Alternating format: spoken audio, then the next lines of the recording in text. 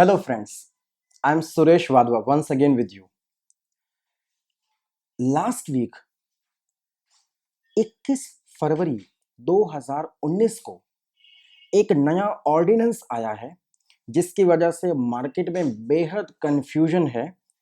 The banning of unregulated deposit scheme ordinance 2019। सरकार इस कानून को एक ऑर्डिनेंस के तहत लेके आई है। तो इस कानून से क्या होने वाला है, इसके क्या इफेक्ट पड़ेंगे हमारे बिजनेस पर, इस बात की चर्चा करने के लिए मैं आज ये वीडियो आपके सामने लेके आया हूं। तो हम सबसे पहले ये डिस्कस करते हैं कि ये कानून एक ऑर्डिनेंस के थ्रू सरकार को क्यों लाना पड़ा। Speak Asia, Sharda chit fund scam, Rose Valley scam, 251 रुपए में मोबाइल, ऑनलाइन लाइक्स कीजिए, ऑनलाइन सर्वे फिल कीजिए और उसके बाद ये कंपनियां गायब, जिसमें हमारी देश की जनता ने लाखों करोड़ों अरबों रुपए खोए हैं पिछले 5-7 सालों में। तो आम जनता को इस तरह की अनरेगुलेटेड डिपॉजिट स्कीम से, पूंजी स्कीम से बचाया जा सके, इसको रेगुलेट करने के लिए जो लोग इसके लिए जिम्मेदार हैं उनको दोषी सिद्ध करने के लिए, कुछ चीजों को अपराध की श्रेणी में लाने के लिए ये कानून लाया गया। इस कानून की बेहद सख्त जरूरत थी। ये कानून पिछले 1 साल से हमारी पार्लियामेंट में, पिछले साल 18 जुलाई 2018 को इसे लोकसभा में रखा गया। इसके बाद इसे स्टैंडिंग कमेटी ऑन फाइनेंस को रेफर किया गया। 13 फरवरी को इस कानून को लोकसभा से पारित करा लिया गया, लेकिन राज्यसभा में ये कानून पास नहीं हो पाया। तो क्योंकि अब पार्लियामेंट सेशन में नहीं है, तो इस कानून को एक ऑर्डिनेंस के तहत लाया गया है। तो हम इस कानून का महत्व, इसका सबसे बड़ा ऑब्जेक्टिव क्या है, क्यों लाया गया कानून, ये इसको हम समझ लेते हैं। इस ऑर्डिनेंस के 2 सबसे बड़े मकसद हैं। एक, अनरेगुलेटेड डिपॉजिट स्कीम को पूरी तरह से बैन कर देना। 2, इन्वेस्टर्स के, दोनों प्रकार के इन्वेस्टर्स के इंटरेस्ट्स को प्रोटेक्ट करना। दोनों मतलब चाहे आप इन्वेस्टर रेगुलेटेड डिपॉजिट स्कीम के हैं या आप इन्वेस्टर एक अनरेगुलेटेड डिपॉजिट स्कीम के हैं, दोनों ही प्रकार के इन्वेस्टर्स के इंटरेस्ट को प्रोटेक्ट करना इस कानून का एक सबसे बड़ा उद्देश्य है। सबसे मोस्ट इंपॉर्टेंट पॉइंट ये उठता है कि साहब ये regulated scheme, unregulated deposit scheme, ये क्या है? ये सबसे मोस्ट इंपॉर्टेंट पहलू है इस कानून का। रेगुलेटेड डिपॉजिट स्कीम, सबसे आसान भाषा में, कोई भी डिपॉजिट स्कीम जिसका एक रेगुलेटर होता है, कोई भी डिपॉजिट स्कीम जो किसी कानून के दायरे में, किसी कानून के तहत, किसी रेगुलेटर के द्वारा रेगुलेट की जाती है, उससे हम रेगुलेटेड डिपॉजिट स्कीम कहते हैं। इस कानून में शेड्यूल 1 में 10 रेगुलेटर्स को डिफाइन किया गया। अगर कोई भी डिपॉजिट स्कीम इन 10 रेगुलेटर में से किसी एक के द्वारा कंट्रोल होती है, रेगुलेट होती है, तो उससे हम रेगुलेटेड डिपॉजिट स्कीम कहेंगे। इसके अलावा बाकी सभी स्कीम्स अनरेगुलेटेड डिपॉजिट स्कीम्स घोषित कर दी गई हैं। हम एग्जांपल लेते हैं, उस लिस्ट की चर्चा करते हैं। रेगुलेटर्स की 10 रेगुलेटर्स हो सकते हैं। नंबर 1, सेबी। तो सेबी के तहत सभी प्रकार के mutual funds, bonds, sometime if they are stock market driven bonds, तो सभी प्रकार के म्यूचुअल फंड्स, डिबेंचर्स, बॉन्ड्स, ये सेबी रेगुलेट करता है। इसी प्रकार से रिजर्व बैंक ऑफ इंडिया सभी प्रकार के बैंक, सभी एनबीएफसीज को रेगुलेट करता है।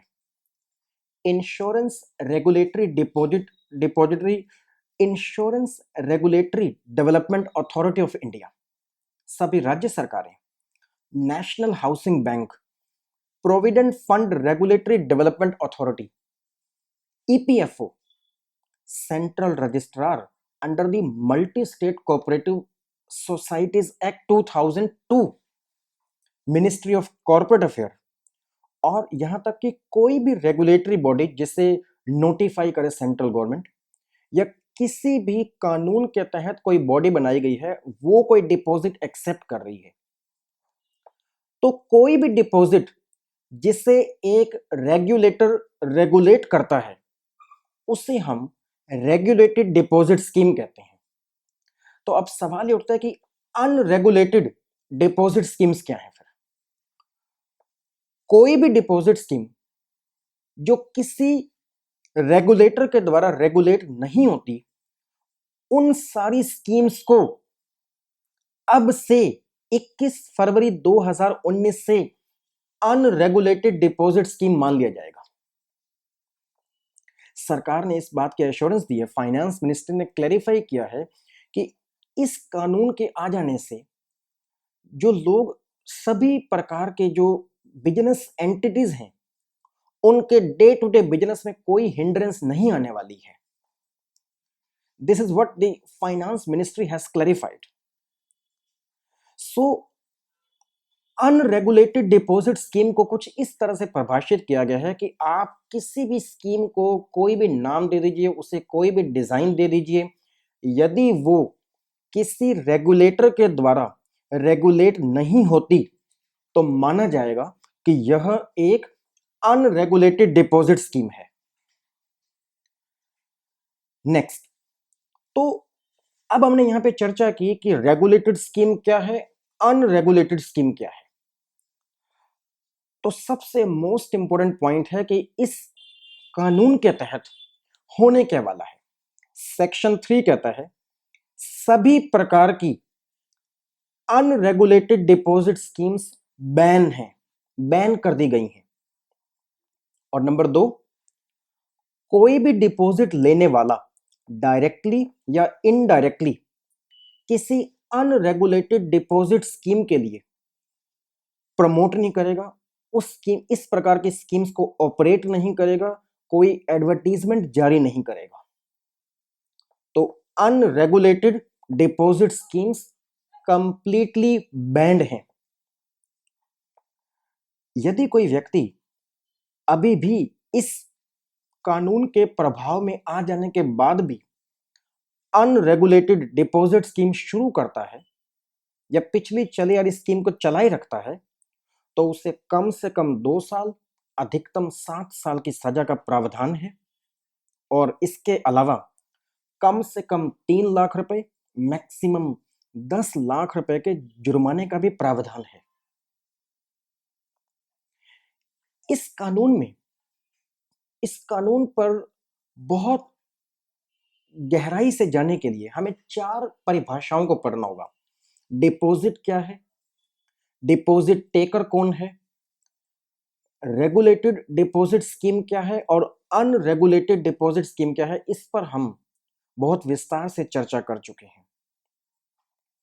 जैसा कि मैंने पहले बताया कि इस कानून का सबसे बड़ा ऑब्जेक्टिव, जो रेगुलेटेड स्कीम चल रही हैं, अगर उनकी रीपेमेंट को लेकर भी कोई फ्रॉड होता है, कोई फ्रॉडलेंट चीज सामने आती है, तो उसके इन्वेस्टर्स के इंटरेस्ट को प्रोटेक्ट करना भी इसमें आता है। तो सेक्शन 4 इस बात का प्रावधान करता है कि कोई भी डिपॉजिट टेकर एक रेगुलेटेड डिपॉजिट स्कीम के तहत डिपॉजिट एक्सेप्ट करने के बाद यदि कोई फ्रॉडुलेंट डिफॉल्ट करता है इन स्कीम्स की रीपेमेंट को लेके, या जो उसमें एश्योरेंस दी गई है मैच्योरिटी पर, यदि वो वायदे पूरे नहीं होते, वो प्रॉमिस्ड सर्विसेज नहीं दी जाती, तो सेक्शन 4 में ये एक ऑफेंस होगा, जिसके लिए सेक्शन 22 में 7 साल की सजा का प्रावधान रखा गया है।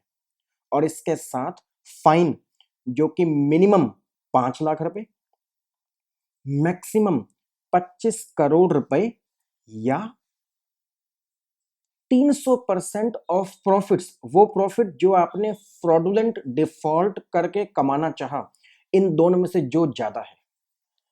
तो सेक्शन 4 में ड्यूटी है इस कानून के तहत कि जो रेगुलेटेड डिपॉजिट स्कीम है उसके प्रॉमिस को भी डिपॉजिट टेकर को बनाए रखना है। सेक्शन 5 सबसे मोस्ट इंपॉर्टेंट सेक्शन, कि अब कोई भी व्यक्ति एक अनरेगुलेटेड डिपॉजिट स्कीम को लेके किसी प्रकार का गलत इंड्यूसमेंट नहीं करेगा।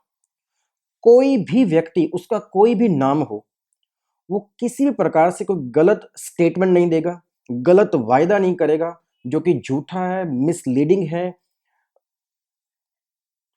जिसके तहत आप किसी दूसरे इनोसेंट व्यक्ति को इंड्यूस करते हैं, प्रोवोक करते हैं कि वो आपकी अनरेगुलेटेड डिपॉजिट स्कीम का हिस्सा बन जाए। तो यदि कोई व्यक्ति गलत ढंग से इंड्यूस करता है तो सेक्शन 23 के तहत ऐसे व्यक्ति को कम से कम 1 साल और मैक्सिमम 5 साल तक की सजा का प्रावधान है और 10 लाख रुपए का जुर्माना भी लगाया जा सकता है। सेक्शन 5 का जो स्कोप है वो बहुत इंटरेस्टिंग है। इट सेज नो पर्सन, कोई भी व्यक्ति, चाहे वो इस स्कीम के साथ एक अनरेगुलेटेड डिपॉजिट स्कीम के साथ जुड़ा हुआ कोई एजेंट है, सब एजेंट है, इंटरमीडियरी है, ब्रांड एम्बेसडर है, सेलिब्रिटी है, कोई एडवर्टाइजर है, तो इन सब की भी इसमें भागीदारी बनती है कि वो एक अनरेगुलेटेड डिपॉजिट स्कीम का हिस्सा ना बने, उसको प्रमोट करने में। नेक्स्ट, इस कानून में क्या होगा, जितने भी डिपॉजिट टेकर्स हैं उनका एक ऑनलाइन पोर्टल बनाया जाएगा, एक ऑनलाइन सेंट्रल डेटाबेस बनाने की बात हो रही है, ऐसा सेक्शन 9 में रेफर किया गया। सेक्शन 10 बहुत इंटरेस्टिंग है। सेक्शन 10 कहता है कि जो डिपॉजिट टेकर है वो अपने बिजनेस की जानकारी इस कानून के तहत बनने वाले रेगुलेटर को देगा।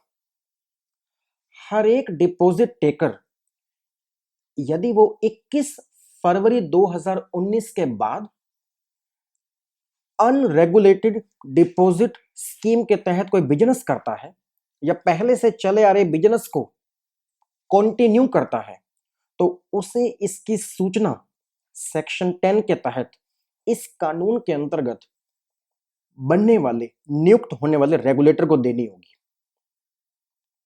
और इसी में एक कड़ी और जुड़ जाती है कि जो कंपनियां फिलहाल कंपनीज एक्ट 2013 के तहत जो चैप्टर 5 में डिपॉजिट्स लेती आई हैं कंपनियां, बहुत सारी कंपनियां पब्लिक डिपॉजिट्स एक्सेप्ट करती हैं subject to the norms to be followed by them, but ऐसी कंपनियों को भी ये जो इंटीमेशन देने की रिक्वायरमेंट है सेक्शन 10 के तहत उनको भी फुलफिल करनी होगी। सबसे मोस्ट इंपॉर्टेंट, जैसे कि ये एक सोशल वेलफेयर के तहत लोगों को बचाने के लिए इस कानून को लाया गया है ताकि किसी के साथ कोई धोखाधड़ी ना हो। यदि किसी अखबार में, किसी भी मैगजीन में कोई ऐड आती है जो कि लगता है कि ये वायदे पूरे नहीं किए जा सकते, ये अनरेगुलेटेड डिपॉजिट स्कीम को प्रवोक किया जा रहा है, फिर से उसे प्रमोट किया जा रहा है, तो इस प्रकार की अखबार या मैगजीन को भी स्टेट गवर्नमेंट एक आदेश दे सकती है कि इस जो अनरेगुलेटेड डिपॉजिट स्कीम के तहत जो आपकी एडवर्टीजमेंट आई है उसका खंडन किया जाए, उसे रिट्रैक्ट किया जाए, बिल्कुल उसी जगह ऐसे ही फॉन्ट में जैसे कि फॉन्ट में वास्तविक ओरिजिनल एडवर्टीजमेंट आई थी। सो ये इस कानून की कुछ महत्वपूर्ण बिंदु हैं जिस पे हमने अब चर्चा की। तो मेरा ऐसा विश्वास है काफी सारी कंपनियों को जो फिलहाल अपना बिजनेस मॉडल बिना किसी रेगुलेशन के चला रही हैं, उनको हो सकता है अपनी बिजनेस मॉडल को दोबारा से रिविजिट करना पड़े।